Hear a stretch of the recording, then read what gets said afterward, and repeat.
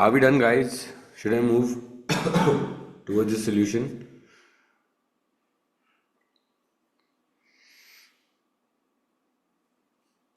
Hello. Okay, I'll just start with the solution of this. तो अब होता ये है कि इसमें we need to figure out the coordinates of A, that is minus 2 comma 1. That is the first thing, and then 6 comma minus 1 is going to be another thing. तो अगर इसकी कोऑर्डिनेट्स निकालने हैं, अब हमें डिस्टेंस निकालना है. Guys, I am audible right? ऐसा तो नहीं है मेरी आवाज़ ही नहीं आ रही है आपको? ओके, परफेक्ट, सही है. तो it is gonna be what? It is gonna be ये x2 हो गया, ये y2 हो गया. This is x1, this is y1. तो y2 माइनस वन का whole square plus 6 minus minus 2 का होल स्क्वायर हो गया, right. And then it is gonna be what? It is gonna be minus 2 का होल स्क्वायर. क्या होगा? Minus 2 का whole square यहाँ पर आ गया. 6 प्लस 2 8 का स्क्वायर हो गया. And then AB is going to be equivalent to what? AB is going to be equivalent to the square root of 68, and then the answer is going to be 8. ये मेरे पास answer हो जाएगा, ठीक है. अब मैं यहाँ से आगे जा रहा हूँ, and I will be looking at what? I will be looking at the next thing that we have to do, and that is known as basically the midpoint. Guys, देखो, जो भी midpoint होता है ना, वो basically हमारे पास क्या होता है? Midpoint is basically something that is known as the center point. Right, so midpoint is basically what? Midpoint is basically a center point of 2 points, right? So that is what we need to look at. The midpoint is basically what? Center point of 2 points, right? 2 points होंगे और उन दोनों का जो center points होगा, that is gonna be the midpoint. तो अब मेरे पास यहाँ पर आते हैं और यहाँ पर आके हम देखते हैं कि how is that going to work. तो लेट्स सपोज अब मेरे पास यहाँ पर मैंने एक इस तरीके से एक लाइन बनाया और बेसिकली मैंने इसको बोला भाई पॉइंट नंबर 1, और लेट्स सपोज एक और लाइन बनाया, इसको मैंने बोला पॉइंट नंबर 2. इन दोनों लाइन पॉइंट्स के बीच में एक यहाँ पर एक चीज़ आती है जिसको हम बोलते हैं mid point, and that mid point is gonna be somewhere over here. तो ये मिड पॉइंट होता है. अब देखो, ये जो ए है ना, ये इटसेल्फ एक पॉइंट होगा और इसके कोऑर्डिनेट्स होंगे x1, y1, और बी भी एक पॉइंट होगा, इसके कोऑर्डिनेट्स भी होंगे x1, x2, y2. और ये जो मिड पॉइंट होगा ना, इसके भी कोई ना कोई कोऑर्डिनेट्स होंगे. तो अगर मुझे मिड पॉइंट निकालना है तो मिड पॉइंट का x है और मिड पॉइंट का y है, ये दोनों ही निकालने पड़ेंगे. तो अगर मैं बोल रहा हूँ मिड पॉइंट निकालने का एक फॉर्मूला है, तो वो फॉर्मूला क्या है? वो फॉर्मूला है x1 plus x2 upon 2 comma y1 plus y2 upon 2, right. तो this is what the formula is. This part of the formula, that is x1 plus x2 upon 2, this basically gives you what? This basically gives you the x coordinate of midpoint. But then this part of the formula, that is basically y1 plus y2 upon 2, this basically gives you what? This basically gives you the y coordinate of midpoint, right? That is what is going to be like. Basically x coordinate of midpoint and then y coordinate of midpoint, and that is how it is going to be, right. अब हमारे पास यहाँ पर हमारे पास एक तरीके से x coordinate of mid point आता है, फिर एक तरीके से y coordinate of mid point आता है, and that is what it is going to be like. अब यहाँ पर आते हैं और यहाँ पर आके सबसे पहले हम केस नंबर 1 देखते हैं. देखो, केस 1 में क्या होगा? केस 1 में बेसिकली होता ये है कि जो भी हमारे पास केस नंबर 1 होता है ना, दैट इज़ बेसिकली, इसके दो केसेस आते हैं मिड पॉइंट के ना. केस नंबर 1 में हमारे पास होता ये है कि जो है ना, वो 2 पॉइंट्स आपको गिवन होते हैं और आपको जो है ना, वो क्या करना होता है, उन दोनों पॉइंट्स का जो मिड पॉइंट होता है ना, वो आपको फाइंड आउट करना होता है, ठीक है. ये याद रखना कि क्या होगा. बेसिकली 2 पॉइंट्स गिवन होंगे और दोनों पॉइंट्स का जो मिड पॉइंट होगा वो हमें फाइंड आउट करना होगा. तो I will just show you how in this world is that going to look like. तो मैं यहाँ पर आता हूँ और एक एग्जांपल से स्टार्ट करता हूँ. लेट्स सपोज मेरे पास यहाँ पर एक पॉइंट है जो कि है basically A, and that is 2,4. Sir suppose, जी बेटा. सर तो इस तरह तो हमारे पास दो आंसर आएंगे. क्यों 2 आंसर आएंगे? दो पॉइंट्स हैं, उनका मिड पॉइंट निकालना है। एक पर उनका जैसे x। कॉमा करके तो दो आएंगे ना, जैसे एक एक्स का आएगा एक वाई का आएगा। हाँ, तो पॉइंट जब भी कंप्लीट होता है ना, जब आप उसका x भी लिखते हो उसका y भी लिखते हो। Okay sir. सही है। तो ओके यहाँ सर, पर आप थैंक आए, यू। आपने यहाँ पर आके बोला भाई बी जो पॉइंट है वो कितना है, वो है 6,10। मैंने बोला हमें क्या निकालना है, हमें मिड पॉइंट निकालना है ए बी का। तो अगर हमें मिड पॉइंट निकालना है तो it is gonna be what, ये जो होगा वो हमारे पास क्या होगा, this is x1, this is y1, this is x2 and this is y2। तो x1 प्लस एक्स टू हो जाएगा, तो it's gonna be what, it is gonna B 2 + 6 हो जाएगा, एंड देन डिवाइडेड बाई 2 हो जाएगा। तो x1 plus x two upon 2 हो गया, y1 it's gonna B 4 + 10 upon 2 हो गया, and then this is how it is gonna be 8, right. तो it is gonna be 8 upon 2 is gonna be what 4, 14 upon 2 is gonna be what 7। तो it's gonna be 4,7 is gonna be the mid point. Is that clear? अब एक सवाल मैं आप लोगों को देता हूँ, जल्दी से करके बताओ मुझे। लेट सपोज मैंने यहाँ पर एक पॉइंट है, वो पॉइंट के कोऑर्डिनेट्स हैं P, जिसके कोऑर्डिनेट्स है 10,7। Q एक और पॉइंट है एंड इसके कोऑर्डिनेट्स हैं 2, -1। What we need to do is find out the mid point, find out mid point of PQ। तो P और Q का हमें क्या निकालना है, मिड पॉइंट निकालना है। तो अगर P और Q का मिड पॉइंट निकालना है, so that is what I want you guys to do. It is going to be something over here like this, and that is what we have to figure out. Hurry up and do this.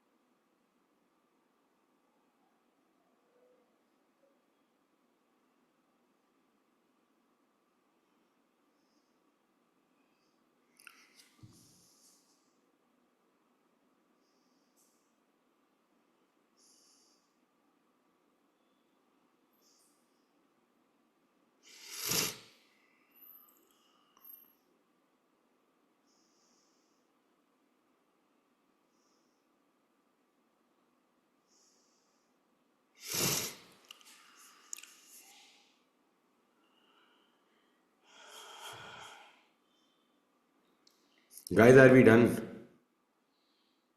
Very good, yaar. Daniel, shabash. It is going to be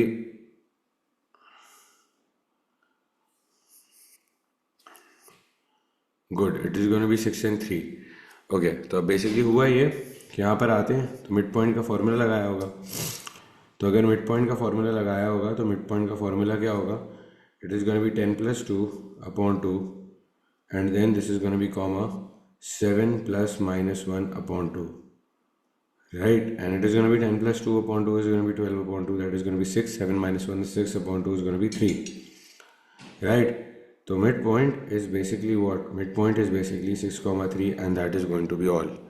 Is that clear? Are we good?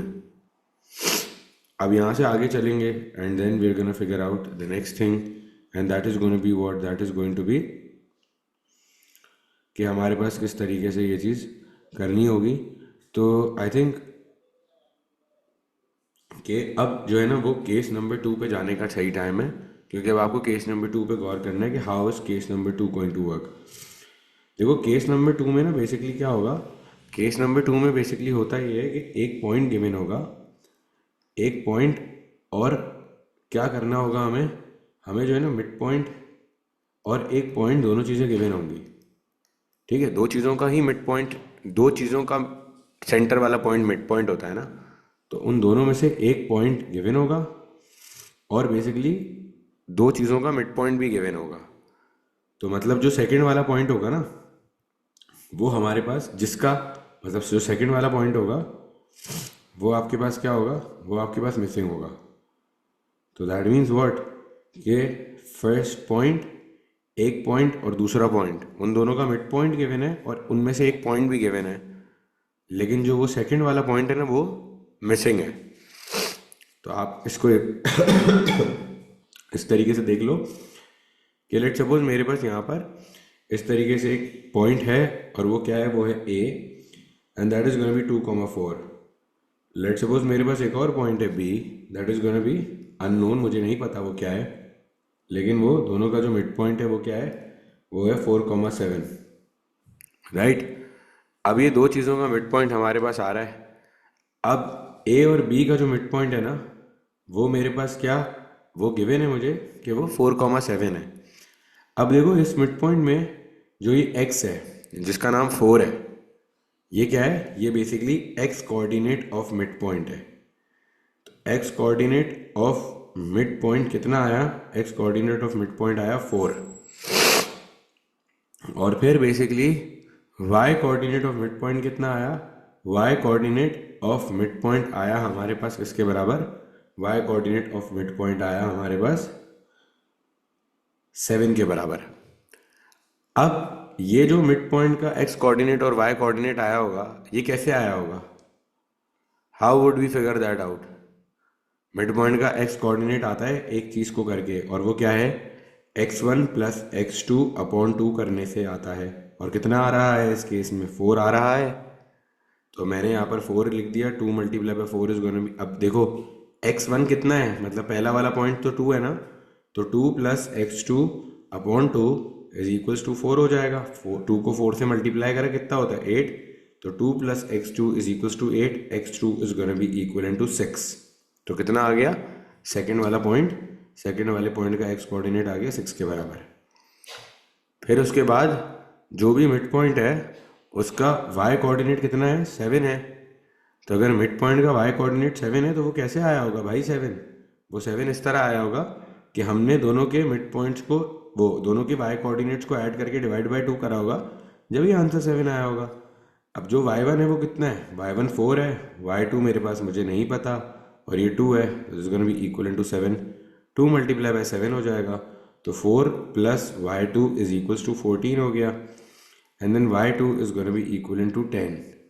तो ये कितना हो गया, y2 हमारे पास 10 के बराबर आ गया। अब यहाँ पर हम आते हैं, ये मेरे पास क्या है, this is gonna be x2 that is 6 and this is gonna be y2 that is 10, and that is all what we will be doing. Is that clear guys, are we good. क्या चीज़ समझ नहीं आई बेटा।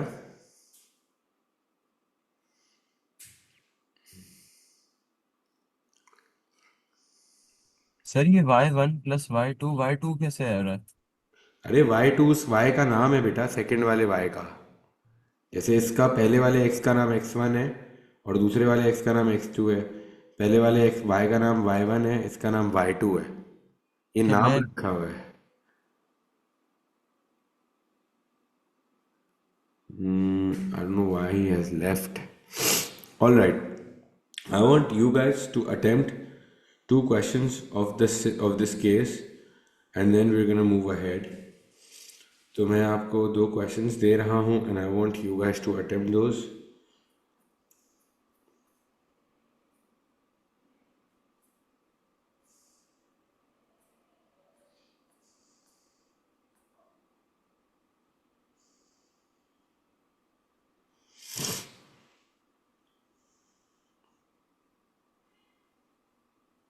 Daddy जान ही रहे so I think this is हैं, क्या कह रहे हैं?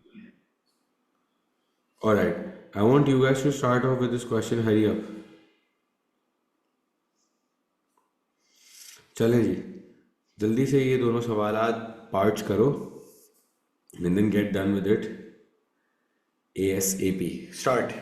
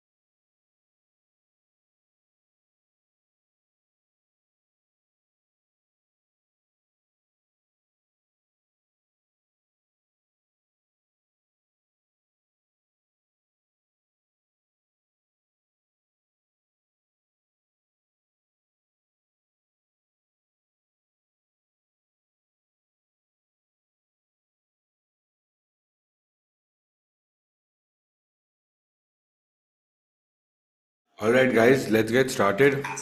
तो बेसिकली अब हो ये रहा है कि उन्होंने बोला 8,5 जो है ना, वो बेसिकली क्या आ रहा है, मिड पॉइंट आ रहा है ए बी और 3,8 का। तो पॉइंट नंबर 1 ये हो गया, पॉइंट नंबर 2 ये हो गया। दोनों का मिड पॉइंट क्या है, 8,5। तो मिड पॉइंट का जो एक्स है जो कि 8 आ रहा है, वो कैसे आया होगा, वो ऐसे आया होगा कि a+3/2 करा होगा, तो आंसर आया होगा 8 के बराबर। और सही है। तो मिड पॉइंट का एक्स जो है वो 8 आ रहा है ना, that is y a+3/2 is gonna be equal to 8। Then a+3 is going to be equal into 16, a is going to be equal into 13 and that is going to be 8. उसके बाद b+8/2 is going to be equal into 5 and this is going to be what? This is going to be b+8 is equals to 10 and b is going to be equal into what? It is going to be 2. So that is how it is going to be done. a का value बेटा कितना आएगा, a का value 13 आएगा, b का value कितना आएगा, 2 आएगा and that is what it is going to be for the first part. For the second part it is going to be what? It is going to be कि मेरे पास जो भी अब मिड पॉइंट की values आ रही है वो 2,3 आ रहा है. That means over here the x coordinate is 2 and the y coordinate is what? It is going to be 3. तो यहाँ पर अगर हम आते हैं तो a+6 में क्या आया, 2 आया and this is going to be equal to 2. तो a+6 is equals to 4 and a is going to be -2 के बराबर. फिर हमारे पास क्या होगा, फिर हमारे पास होगा ये कि b-3/2 is gonna be equal to what? It is gonna be equal to 3 के बराबर. तो it is gonna be b-3 is equal to 6 हो जाएगा and then b is gonna be equal to what? It is gonna be equal to 9. तो ये -2,9 आएगा बेटा. 0,9 नहीं, -2,9 आएगा. ठीक है. अब एक बहुत छोटा सा एक कॉन्सेप्ट है which I am gonna be going through and that concept is what? That concept is basically known as movement on the graph. Right? देखो बेटा, ये कॉन्सेप्ट बहुत माइन्यूट सा, बहुत छोटा सा कॉन्सेप्ट है और ये आपको बस कॉन्सेप्ट सही करने के लिए. देखो बेटा, अगर मैंने ना ग्राफ में इस पॉइंट से, लेट्स सपोज एक पॉइंट है यहाँ पे ए और एक पॉइंट है मेरे पास यहाँ पे ये, मुझे अगर यहाँ से उठ के यहाँ पर जाना है ना, तो मैं कभी भी डायगनली नहीं जा सकता. बल्कि मैं क्या करूँगा, मैं पहले थोड़ा सा जाऊँगा हॉरिजॉन्टली, फिर मैं थोड़ा सा जाऊँगा vertically. Right, that is how it is going to be working. लेकिन मैं कभी भी ना बेटा डायगनली नहीं जा सकता. तो दैट मीन्स कि यहाँ पर जब भी मूवमेंट ऑन ग्राफ की बात आएगी, तो मूवमेंट ऑन ग्राफ जो है ना, वो कभी भी डायगनली मैं यहाँ पे लिखूँगा तो डायगनली वो इम्पॉसिबल होती है. क्या होती है? Diagonally it is impossible. You just need to know that diagonally it is gonna be impossible. But yes, अगर मैं बात करूँ वर्टिकल की और हॉरिजॉन्टल की, तो that is what it is possible. कि मतलब इसको थोड़ा सा ना उल्टा करके लिख देते हैं कि यहाँ पे मैं बोलता हूँ कि भाई डायगनली जो है ना, वो कभी भी पॉसिबल नहीं होगी, नेवर. और अगर मैं बात करूं ऑलवेज, तो it is gonna be what? It is gonna B horizontal होगी या फिर वर्टिकल होगी. Is that clear guys? यहाँ तक समझ आता है? कोई प्रॉब्लम तो नहीं है? तो that is what we should know. No, this is not, is this vectors type? No, this is not vectors type. This is literally me telling you how do we move on the graph. चाहे वो किसी भी चीज़ का graph हो, we cannot just move on the graph diagonally, but we have to move horizontally or vertically. The third thing that we are going to be about to discuss is going to be the midpoint के बाद जो चीज़ आती है वो होती है gradient बेटा. ठीक है. तब आपको gradients के बारे में पता होना चाहिए. तो अगर ग्रेडियंट्स को पता होना चाहिए, तो ग्रेडियंट्स बेसिकली आपके पास किस चीज़ को रिप्रेजेंट करते हैं, let's just have a look at that. तो ग्रेडियंट्स जो है ना, वो हमारे पास बेसिकली क्या होते हैं? ग्रेडियंट्स बेसिकली रिप्रेजेंट करते हैं द चेंज बिटवीन 2 पॉइंट्स को. किसको रिप्रेजेंट करते हैं? They represents the change between 2 points. तो यहाँ पर आके हमने लिख दिया that what does it gonna represent? It's gonna represent change between 2 coordinates. तो आपको ये बात याद रखनी है that gradients are going to be representing what? They are going to be representing the change between 2 coordinates. When they are going to be representing the change between 2 coordinates, इस बात का visually मतलब क्या होगा? इस बात का विजुअली मतलब ये होगा कि let suppose this is point number 1 and that is A and it is gonna be x1 comma y1 and this is point number B and this is gonna be x2 comma y2। तो अगर मुझे इस point से उठ के इस point तक जाना है तो it is gonna be what, it is gonna be कि पॉइंट ए से अगर पॉइंट बी तक जाना है तो we have to find do like look at the change. But वो चेंज ऐसे नहीं आएगा कि यहाँ से उठ के यूँ चले गए, बट कि वो चेंज ऐसे आएगा that we are gonna be horizontally moving as well and then we are gonna be vertically moving as well. So it is gonna be something like this, right. अब इसको निकालने के लिए ग्रेडियंट को हम हमेशा डिनोट करते हैं बेटा स्मॉल m से, और ग्रेडियंट को निकालने के लिए it is always y2 minus y1 upon x2 minus x1, right. This is what the formula for gradient basically looks like, it is going to be what, it is going to be y2 minus y1 and it is going to be over x2 minus x1, right. तो अगर मेरे पास यहाँ पर ये gradient का formula है एक, but gradient जो है ना वो ये तो फॉर्मूला है, बट एक और तरीके से भी आ सकता है ग्रेडियंट कि देखो अगर आप बोल रहे हो कि यहाँ से उठ के यहाँ पर जाना है और हम यूँ नहीं जा सकते और हम हॉरिजॉन्टली और वर्टिकली जा सकते हैं, तो ये जो हॉरिजॉन्टल हम जाते हैं ना इसको बोलते हैं रन, मतलब जो हॉरिजॉन्टली जाते हैं इसको बोलते हैं रन, और जो फिर वर्टिकली जाते हैं ना उसको राइज बोलते हैं। तो y2 minus y1 upon x2 minus x1 के बजाय एक और फॉर्मूला भी हो सकता है and that is rise over run.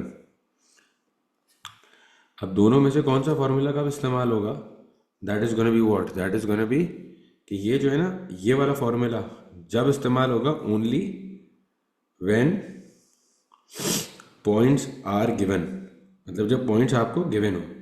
और ये वाला फॉर्मूला कब इस्तेमाल होगा, when points are not given. तो जब पॉइंट्स गिवन नहीं होंगे तो जब हम राइज ओवर रन लगा लेंगे, लेकिन जब पॉइंट्स गिवन होंगे तो हम गधे होंगे ना कि हम ग्राफ बना के राइज ओवर रन चेक करें और फिर वो लगाएं। तो दैट इज़ वाई मैंने आपको दोनों चीज़ें सिखा दी, सही है। तो यहाँ पर ये वाला फॉर्मूला जब काम करेगा जब पॉइंट्स आर गिवन, मतलब कोऑर्डिनेट सेम है, और ये वाला कब करेगा जब points are not given. Example question से अगर आता हूँ, लेट सपोज मेरे पास मैंने बोला ग्रेडियंट निकालना है, तो एक 5,3 एक पॉइंट है और एक पॉइंट है 7,9। ये मेरे पास क्या है, ये x1 है, ये क्या है बेटा y1 है, ये x2 है, ये क्या है बेटा y2 है। पागल होऊंगा राइज ओवर रन से करने की। Yes gradient is, how do you know Daniel that something happened to my eyebrow.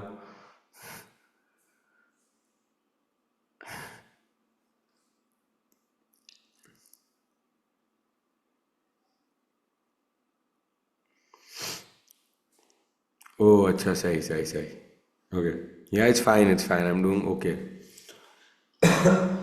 So basically what am I gonna do is I'm just gonna be, it's gonna be x2 y2 minus y1 अच्छा x1 y1 x2 y2 and then this is going to be, अब gradient निकालना है तो gradient निकालने का मतलब ये होगा y2 माइनस y1, तो 9 minus 3 and then it is gonna be 7 minus 5, तो it's gonna be 6 upon 2 and 6 upon 2 का मतलब क्या होता है, 6 अपॉन 2 का मतलब हो जाता है 3 and that is going to be 8, right. फिर अगर मेरे पास एक और पॉइंट है और जो कि कितना है 3 कॉमा माइनस 2, तो अगर मुझे इसके थ्रू ग्रेडियंट निकालना है तो ग्रेडियंट निकालने के लिए what do we do, it is gonna be x1 y1 x2 y2, right. तो it is gonna be what 6 minus minus 2 हो जाएगा and in the denominator it is gonna be 5 minus 3 हो जाएगा, it is gonna be 8 upon 2 and that is gonna be equal in to 4, right। तो it is going to be equal to what, it is going to be equal into 4। so this is gradient 3 and this is gradient 4 and this is how we're going to figure out the gradients। now there is a few statement that I want you guys, I want to explain you guys, let me just copy them down so that it's just the part of explanation is left। तो मैं ये statements थोड़ी सी important है, please समझ लेना कि किस तरीके से क्या काम हो रहा है। तो let me just show that to you guys। Okay, तो the statement says what, that gradient of a line is a constant, कि मतलब जो भी लाइन का ग्रेडियंट होता है ना वो क्या होता है, वो हमारे पास कांस्टेंट होता है। That means it's gonna be same throughout, it's never changing. फिर a line has infinite number of points, एक लाइन के इनफाइनाइट नंबर ऑफ पॉइंट्स होते हैं। और for a line when a gradient has to be calculated, we can do that by using any 2 points on the line. The answer will always be the same. एक line पे infinite points होंगे, हमें सिर्फ 2 points चाहिए gradient निकालने के लिए. तो अगर पूरी लाइन का ग्रेडियंट सेम है तो आप कोई भी 2 पॉइंट्स उठा लो. दैट मीन्स ये और ये उठा लो, ये और ये उठा लो, फिर लेट्स सपोज ये और ये उठा लो.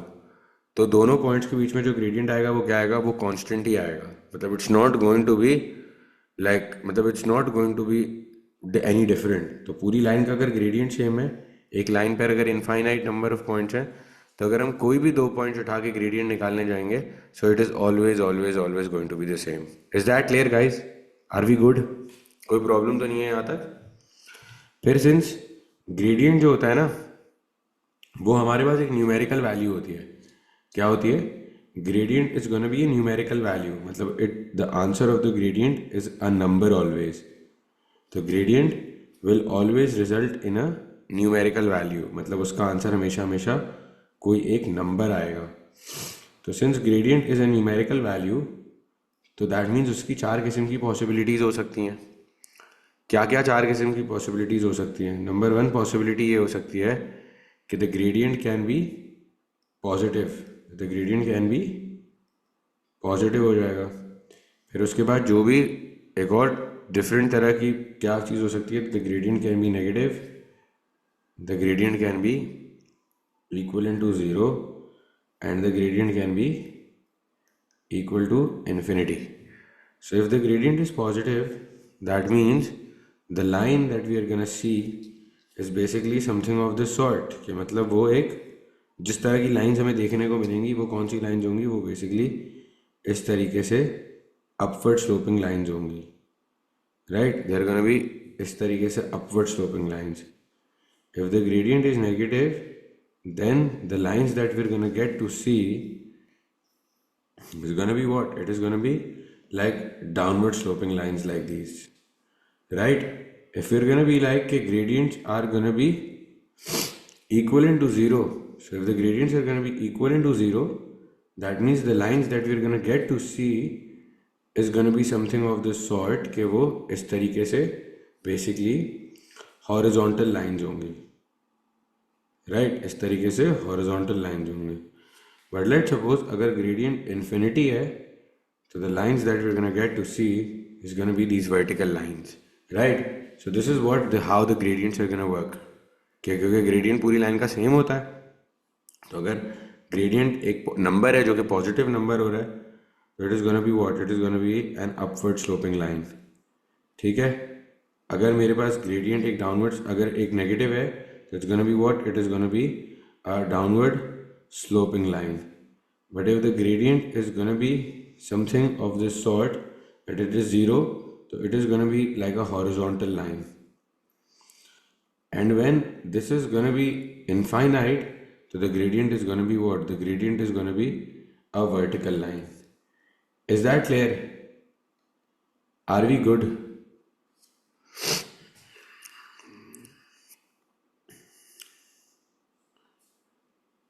Right, okay.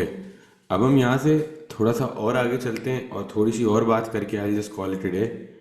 देखो बेटा, सिलेबस में ना 2 तरह की लाइन है जिनको हम स्पेशल क्या रिपीट करना है बेटा इसमें. अगर ग्रेडियंट अगर ग्रेडियंट पॉजिटिव है तो it's an upward sloping line. अगर ग्रेडियंट कोई नंबर नेगेटिव है तो it's a downward sloping line. अगर ग्रेडियंट कोई नंबर 0 है तो it's a horizontal line. If a gradient is infinite, then it is a vertical line. Alright, now we're going to be moving ahead and we're going to be looking at the next thing, and that is going to be what? That is going to be the special lines. Right? कुछ चीज़ें होती हैं जिनको हम बोलते हैं special lines. 2 किस्म की ना स्पेशल लाइन्स हैं हमारे सिलेबस में, जिसमें से नंबर 1 का नाम बेटा जी क्या है? पैरेलल लाइन है. और नंबर 2 का नाम क्या है हमारे पास? पैरेलल लाइन है. और नंबर 2 का नाम है हमारे पास परपेंडिकुलर लाइन. राइट, तो parallel and perpendicular is how we are gonna be looking at this. कि या तो परपेंडिकुलर लाइन होगी या पैरेलल लाइन होगी, and this is what it is going to be about. तो if we have a parallel line and if we have a perpendicular line, that means कि मतलब अब मेरे पास यहाँ पर पैरेलल लाइंस, जो लाइंस होती हैं ना, वो क्या होती हैं? Parallel lines are basically lines which never intersect. सही है, तो क्या होती हैं? Lines which never intersect, right. तो यहाँ पर आके मैंने लिख दिया लाइंस विच नेवर इंटरसेक्ट। अब इसके बाद अगर लाइंस विच नेवर इंटरसेक्ट होंगी तो it is gonna be looking something like this. Either it can be a double downward sloping line, it can be like this, और it can be even like this sometimes, right. ये parallel lines की example दिखाई है मैंने आपको। अगर let suppose parallel line है ना, तो लेट सपोज अगर ये वाली लाइन लाइन वन है और ये वाली लाइन लाइन टू है, तो लाइन वन का जो ग्रेडियंट रहेगा वो m1 होगा, लाइन टू का जो ग्रेडियंट होगा वो m2 होगा। तो लाइन वन और लाइन टू, मेरे पास ये दो लाइंस हैं और इनके ग्रेडियंट्स मैंने आपको बता दिए कि एक लाइन का ग्रेडियंट अगर m1 है तो दूसरी लाइन का ग्रेडियंट m2 है। तो अगर दो लाइंस आपस में पैरेलल होंगी ना, तो उनका जो भी ग्रेडियंट का वैल्यू होगा ना वो एग्जैक्टली सेम होगा। If two lines are said to be parallel, their gradients are gonna be equal। जी बोले।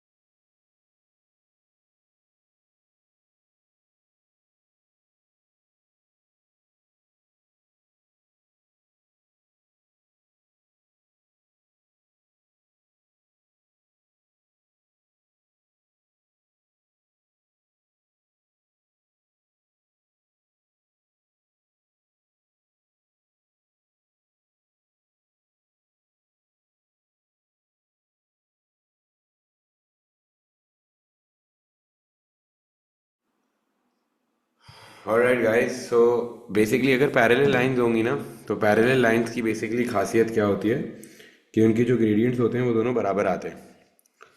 फिर अगर इसी तरीके से हमारे पास परपेंडिकुलर लाइंस होती हैं, तो परपेंडिकुलर लाइंस में तो मतलब ये मैं एक स्टेटमेंट भी लिख देता हूँ यहाँ पे कि if lines are said to be parallel, their gradients are going to be the same. तो यहाँ पर आगे मैंने स्टेटमेंट लिख दिया कि if lines are said to be parallel, their gradients are gonna be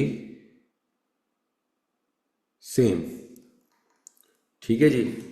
तो let's just get started and let's just look at how are we supposed to do this। the parallel perpendicular lines देखते हैं। तो अगर मैं perpendicular lines की बात करूं, तो perpendicular lines में बेसिकली हमारे पास क्या हो रहा होता है, let's just have a look at that।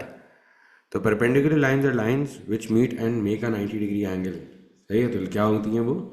lines which meet and make a 90 degree angle।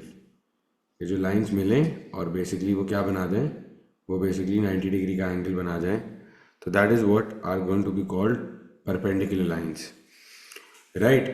तो अब आगे चलते हैं और आगे चल के बेसिकली हम क्या चीज़ फिगर आउट करेंगे, हम बेसिकली फिगर आउट करेंगे कि how are going to be perpendicular lines working. तो नज़र कैसे आएंगी? So this is how perpendicular lines are going to be looking like. कि मतलब परपेंडिकुलर लाइंस आपके पास इस तरह की कोई चीज़ होगी, परपेंडिकुलर लाइंस आपके पास इस तरह की कोई चीज़ होगी, फिर परपेंडिकुलर लाइंस आपके पास कोई इस तरह की कोई चीज़ हो सकती है कि वो मतलब ऐसे भी नज़र आ सकती हैं, राइट। तो अगर दो लाइंस परपेंडिकुलर हैं, पहली बात कि लेट्स सपोज अगर ये लाइन वन है, ये लाइन टू है, तो लाइन वन का जो ग्रेडियंट होगा वो कितना होगा, m1, और लाइन टू का जो ग्रेडियंट होगा वो m2 होगा। फिर अगर ये लाइन वन है, ये लाइन टू है, तो अगर लाइन वन का ग्रेडियंट है वो m1 है और लाइन टू का जो ग्रेडियंट है वो m2 है। फिर लेट्स सपोज ये लाइन वन है, इसका ग्रेडियंट m1 होगा और इसका ग्रेडियंट m2 होगा। सारी की सारी लाइन हमारे पास परपेंडिकुलर लाइंस होंगी। तो if two lines are said to be perpendicular, तो मैंने यहाँ पर आके लिखा अगर दो लाइंस परपेंडिकुलर होंगी, if two lines are perpendicular, तो अगर दो लाइंस परपेंडिकुलर हैं तो m1 मतलब कि दोनों का जो ग्रेडियंट है उसको मल्टीप्लाई अगर कराएंगे ना, तो आंसर किसके बराबर आएगा, -1 के बराबर आएगा। ये कम इम्पॉर्टेंट बात है, ये क्या है, ये कम इंपॉर्टेंट बात है, मतलब आपको बस पता होनी चाहिए कि अगर दो लाइंस परपेंडिकुलर हैं तो उनका जब ग्रेडियंट को मल्टीप्लाई कराएंगे तो it is gonna be equivalent to -1।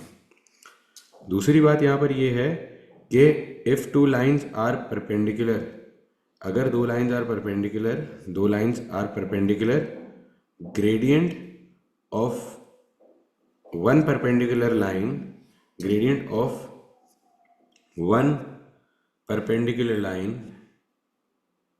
gradient of one perpendicular line is negative reciprocal of the other। ठीक है, तो मैंने क्या बात बोली, मैंने बोला कि अगर आपको एक सेकेंड यार,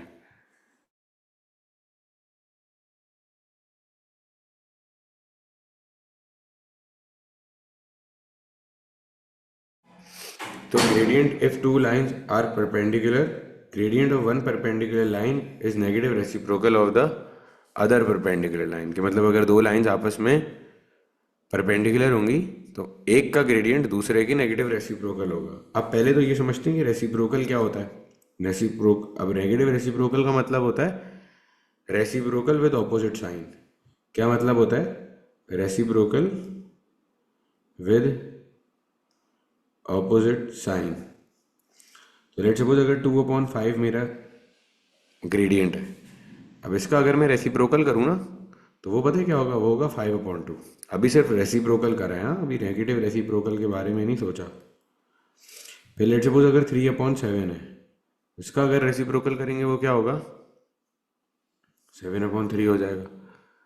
फिर अगर 2 लेट्स सपोज 9 है, तो अगर इसका रेसिप्रोकल करेंगे वो क्या होगा, 9/2 हो जाएगा। Is that clear? तो ये सिर्फ रेसिप्रोकल हो गया। नेगेटिव रेसिप्रोकल मैंने क्या बोला है, negative reciprocal is reciprocal with opposite sign. If it is reciprocal with opposite sign, let's suppose अगर मेरे पास 2/3 है, और अगर 2/3 का मैं आपको बोल रहा हूँ कि मुझे निकालना है बेटा नेगेटिव रेसिप्रोकल, तो 2/3 का रेसिप्रोकल होगा 3/2, मगर नेगेटिव है तो मतलब जो इसकी साइन है ना उसकी ऑपोजिट हो जाएगी, तो that means it is gonna B -3/2 हो जाएगा। Is that clear? Let's suppose अगर 6/7 है, इसका नेगेटिव रेसिप्रोकल करेंगे तो क्या होगा, -7/6 हो जाएगा। फिर अगर यहाँ पर आते हैं और आगे चलते हैं, और बेसिकली लिखा हुआ है यहाँ पर कि अब मेरे पास है भाई 2/5 -2/5, तो इसका रेसिप्रोकल करेंगे तो क्या होगा, इसका रेसिप्रोकल होगा 5/2 और पॉजिटिव 5/2 हो जाएगा, क्योंकि नेगेटिव की साइन को काउंट नहीं करेंगे, मतलब वो चेंज हो जाएगी। लेट्स सपोज अगर सिर्फ -2 लिखा हुआ है, तो रेसिप्रोकल करेंगे तो क्या होगा, देखो अगर जिसके नीचे कुछ नहीं होता उसके नीचे 1 होता है, तो 1 ऊपर आ जाएगा और 2 जो है वो बेसिकली नीचे चला जाएगा, और वो भी नेगेटिव के बजाय पॉजिटिव हो जाएगा, तो it's gonna be just 1/2 and that is going to be it. Is that clear? Alright, I am just gonna stop here.